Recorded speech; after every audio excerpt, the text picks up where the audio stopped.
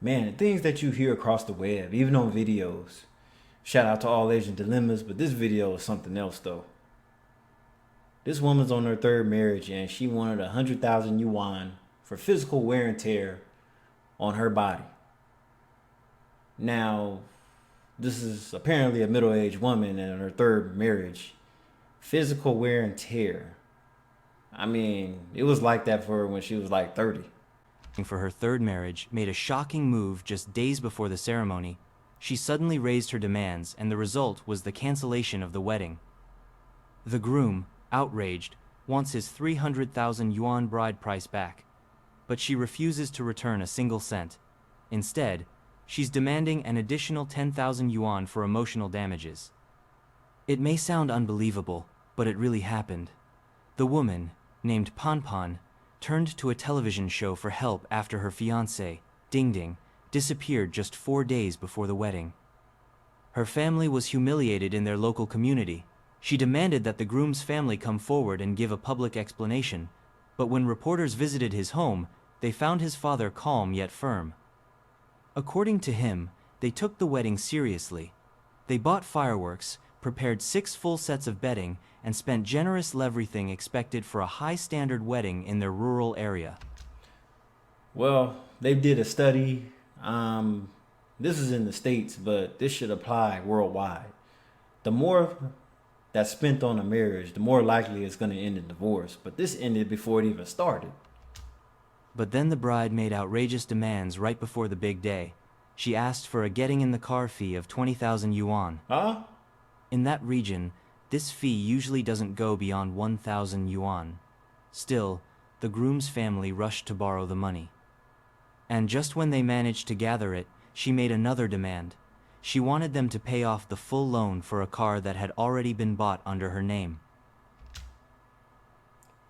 So, sound like manipulation to me. I mean, she not bad looking. I could tell she ain't bad looking without the mask on. I mean, I'll go on vacation with her, but her third marriage and my first marriage sounds toxic to me. That was the final straw for the groom.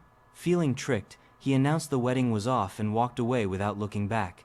The groom's family tried to settle things, but the bride was unyielding. If her demands weren't met, there would be no wedding, and so, everything fell apart. The ceremony, scheduled for just 4 days later, was officially canceled. The bride had already been married twice before and had an 11-year-old daughter. Whoa. That's a lot of weight to take on. That's a lot. Now, who's gonna... Well, I mean, if you don't, somebody else will, but... I mean, how selfish can you be not to take on a single mother? She's been married before, so I guess she knows what she wants, but she's previously been married twice already. So it's important to find out what happened and why it didn't work out with those 2 marriages before you jump your happy ass up and be the next victim. Jeez Louise. But she only admitted to 1 previous marriage. Wow. According to the groom, she revealed the second one only days before the wedding. During the show's mediation, she tried to explain herself. She said she wasn't hiding anything, just waiting for the right moment to tell the truth. But even the show's hosts didn't believe her. The tension between the families escalated. The bride still refused to return any of the bride price and insisted on the extra 10,000 yuan. She explained that she was nearly 3 months pregnant. If anything happened to the baby, or if her body suffered after an abortion, the groom should be responsible. What? Since her mother had passed away, she believed he would have to care for her alone, and that, in her view, justified the request for more money. She also pointed to her reputation. She claimed he had ruined her image and that no man would want to marry her. A man, she said, can always start over, but a woman with a tarnished name is done for. No, a woman that's been married 2 times already is done for too. So yes, she wanted compensation for everything. She also demanded the return of her daughter's watch, worth over 1,000 yuan, along with other personal belongings left at the groom's house. The mediator suggested a compromise. She would return part of the bride price, and he would return her belongings. Her response was clear. I'm not returning anything. The mediator advised the groom to take legal action. The lawyer was clear.